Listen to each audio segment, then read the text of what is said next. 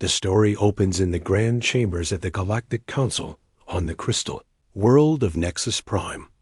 Ambassador Vex of the Reptilian Empire addresses the assembled alien races.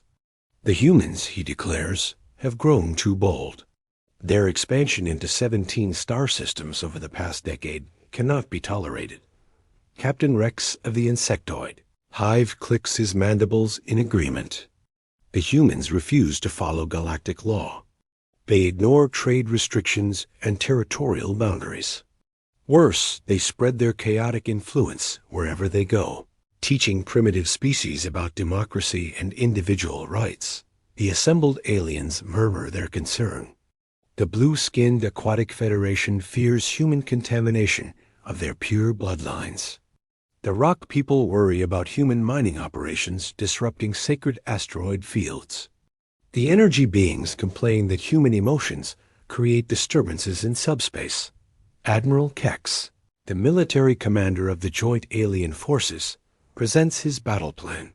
Intelligence reports suggest humans have only basic technology, crude fusion drives, simple laser weapons, and primitive armor plating. Their fleet consists of merely 300 ships scattered across their territory. The alien armada, by contrast, numbers over 2,000 vessels. Each ship carries advanced plasma cannons capable of melting through any known metal. Their shields can deflect even the strongest nuclear weapons. Most importantly, they possess quantum drives that allow instant travel across vast distances. The Council votes unanimously. The human problem must be eliminated before they corrupt more of the galaxy. Admiral Kex receives orders to gather the combined fleet at the edge of human space. The attack will target Earth itself, cut off the head, and the body will die as the meeting ends. Only Elder Zim of the Ancient Watchers remains silent. His species has observed the galaxy for millennia, but his warnings about underestimating humans fall on deaf ears. The other races dismiss him as overly cautious. 3 days later, the massive alien fleet assembles at the rally point. Ships from dozens of worlds create a wall of metal and energy stretching across space. Crews prepare their weapons and practice attack formations. Victory seems certain. Admiral Kex reviews the final intelligence reports from his flagship. Human ships appear to be gathering near a moon called Luna. Perfect.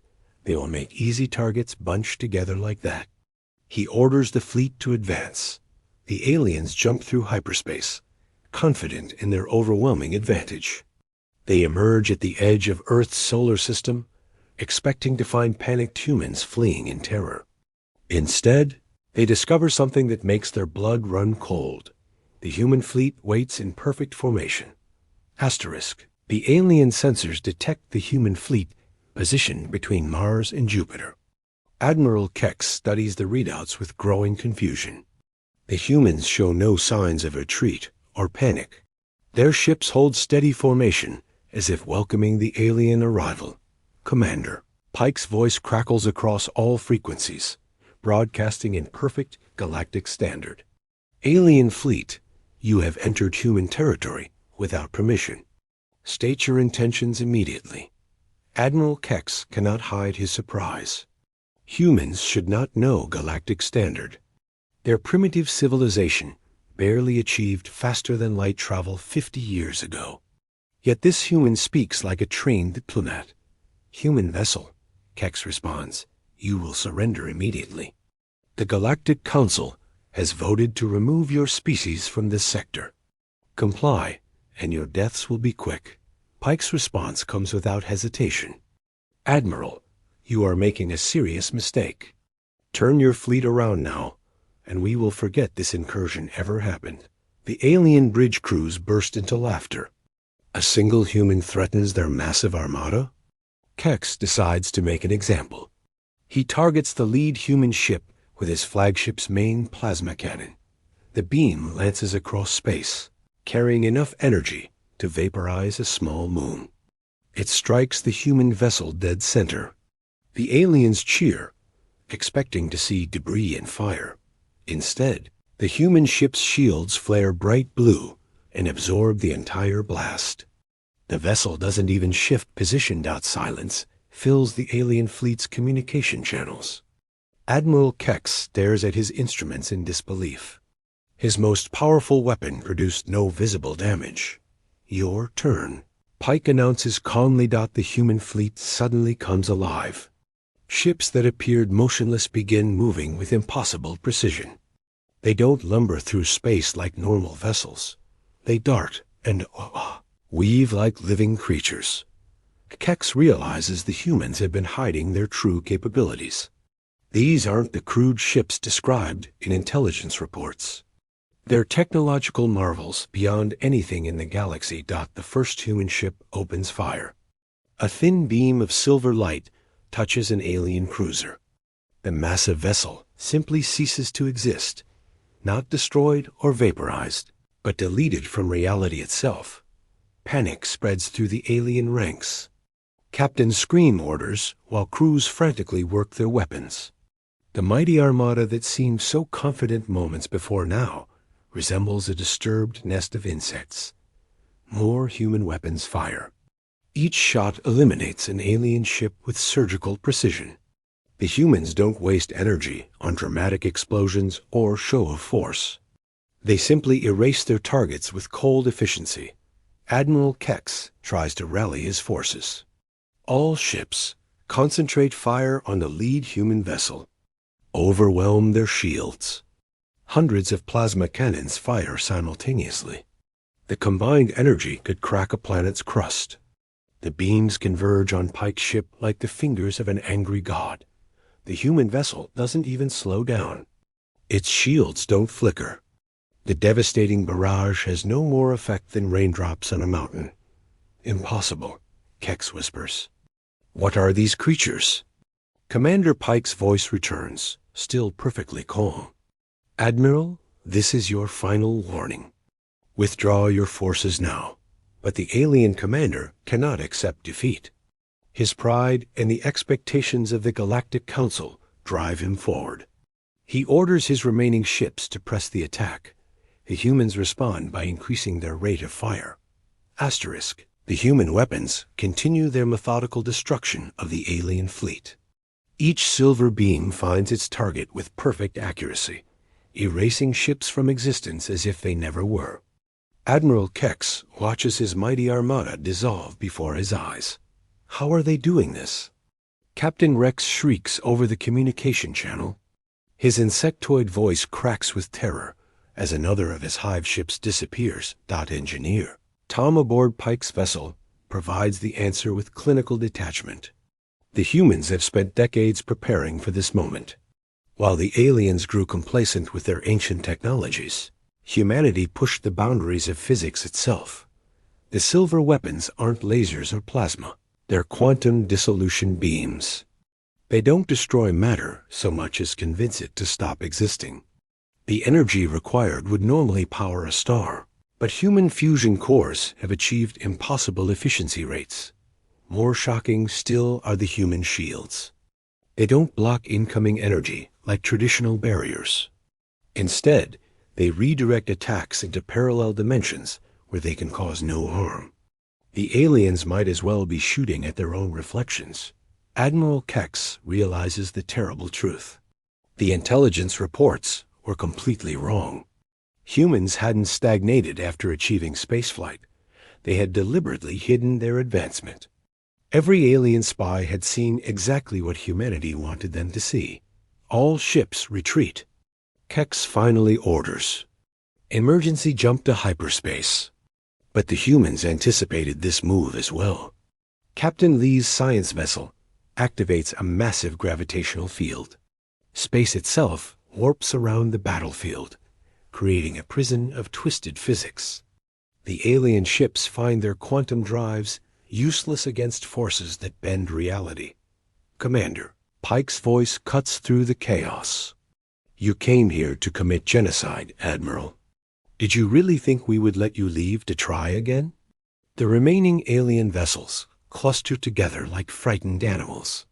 Their weapons continue firing desperately, but the humans dodge every shot with impossible grace.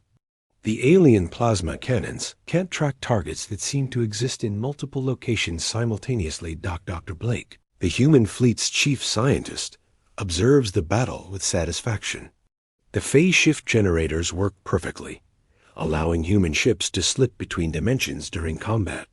To alien sensors, the human vessels appear to teleport randomly across the battlefield.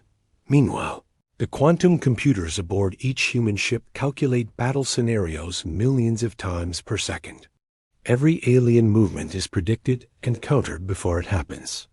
The humans fight like they can see the future. Asterisk.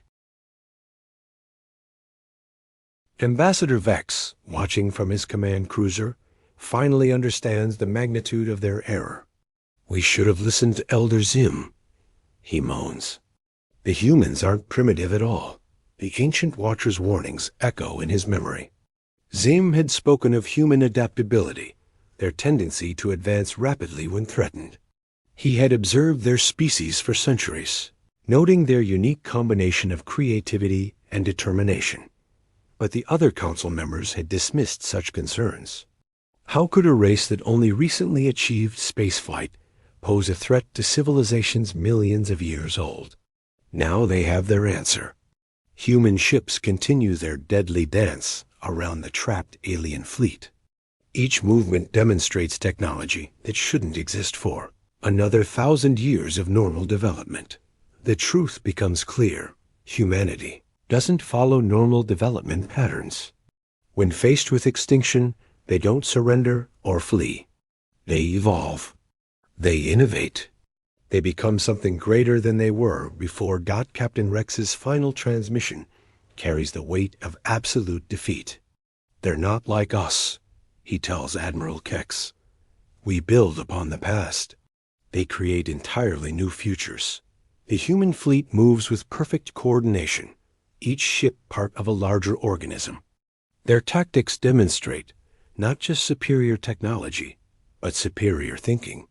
They fight like a single mind controlling hundreds of bodies. Pike's ship approaches the alien flagship. The massive vessel that had seemed so threatening now looks fragile and primitive. Its heavy armor and bristling weapons belong to an earlier age of warfare. "Admiral," Pike's voice comes across the communication channel one final time. "You have 90 seconds to surrender unconditionally. After that, we stop being polite." The remaining alien commanders look to Kex for guidance.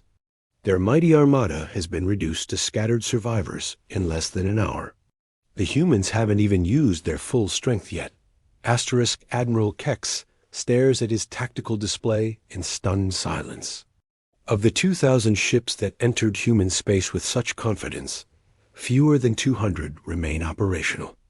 The rest have been systematically erased by weapons that defy understanding. His communications officer, a young reptilian named Dex, looks up with desperate eyes. "Admiral, we're receiving surrender requests from 17 different captains. They're asking permission to power down weapons." Around them, the bridge crew waits for orders. These hardened veterans who had conquered dozens of worlds now show the same fear Kex feels in his hearts. They face an enemy that treats their most advanced technology like children's toys. "Sir," the tactical officer reports, "the humans have stopped firing. They're maintaining position, but not advancing." Pike's voice fills the bridge once more, calm as ever. "Admiral, you now have 60 seconds remaining." Kex looks at the human fleet through the view screen. Their ships hold perfect formation despite the chaotic battle. Not one human vessel shows damage. They had fought a massive space battle without losing a single crew member. The alien commander thinks of his homeworld, of the billions counting on his success. The Galactic Council expects news of human extinction, not reports of devastating defeat. How can he explain that the primitive species they sought to eliminate possesses technology beyond their comprehension? 30 seconds, Admiral. Ambassador Vex's trembling voice comes over the fleet channel. "Kex, we must surrender. We cannot win this battle. Look around you. They're toying with us." The brutal truth settles over the alien fleet. The humans could have destroyed them all in the opening minutes of combat. Instead, they demonstrated their superiority with surgical precision, eliminating exactly enough ships to prove their point. 10 seconds.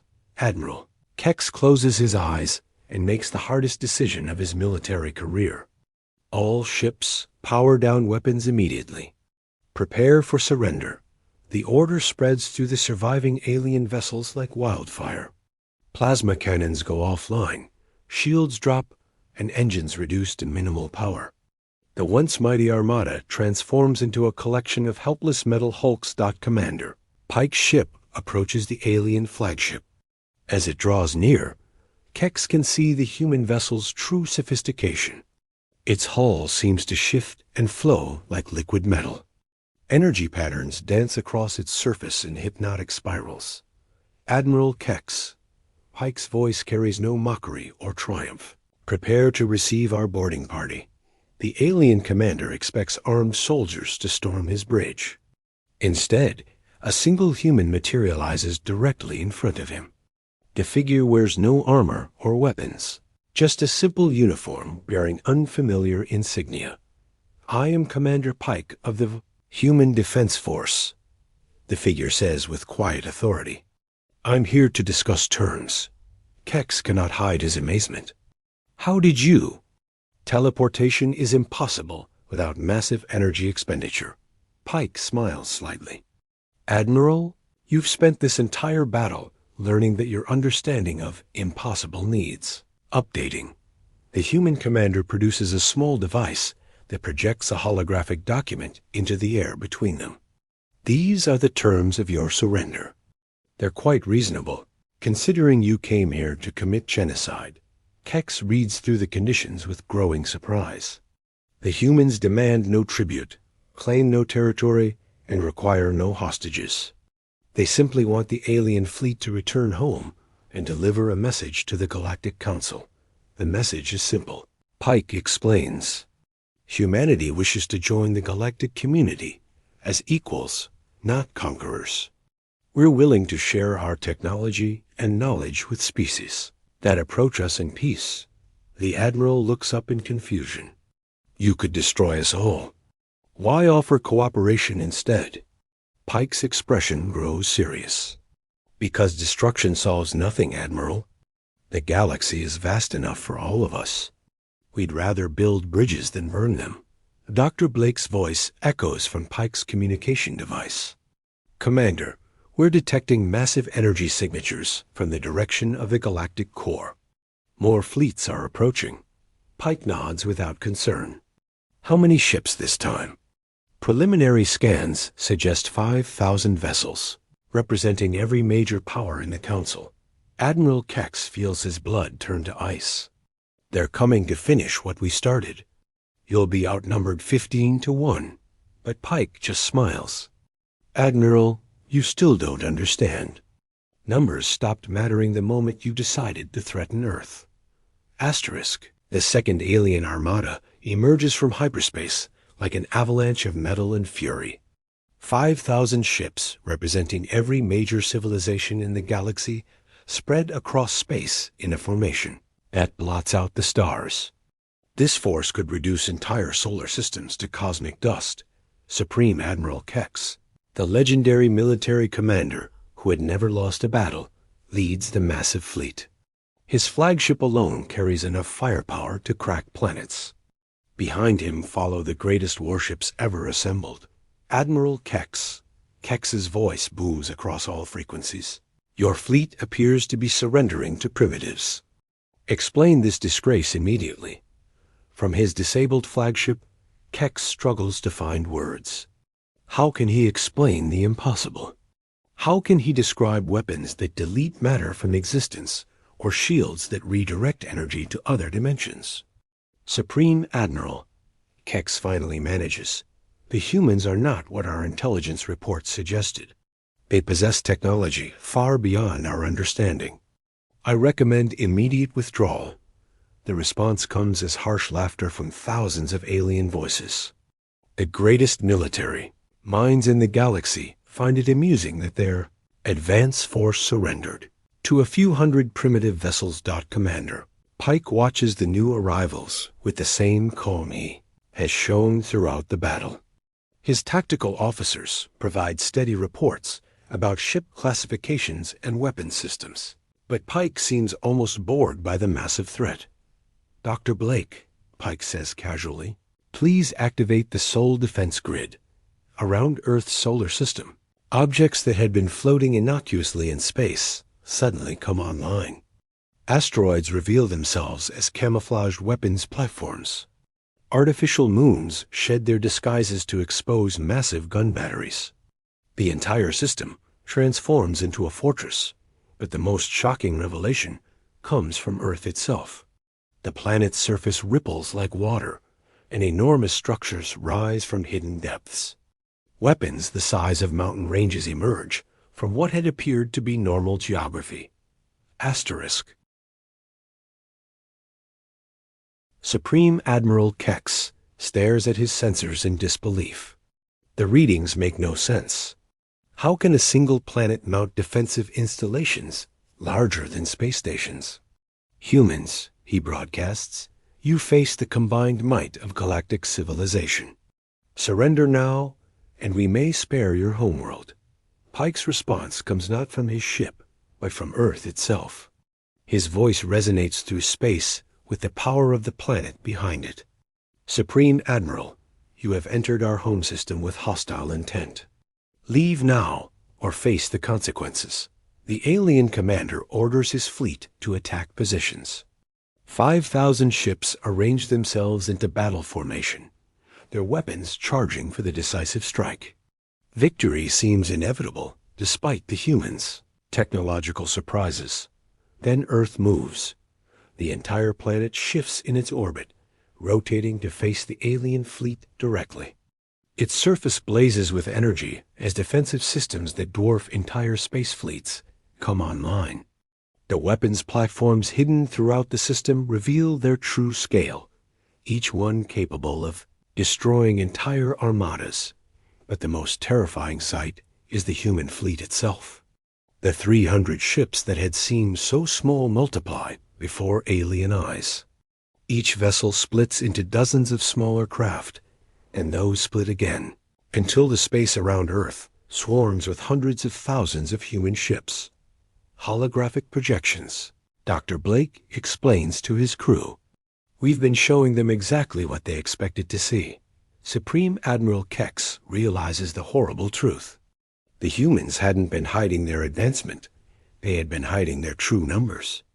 The primitive fleet that destroyed Kex's force represented less than 1% of humanity's actual military strength. Pike's voice returns, now carrying the weight of an entire civilization.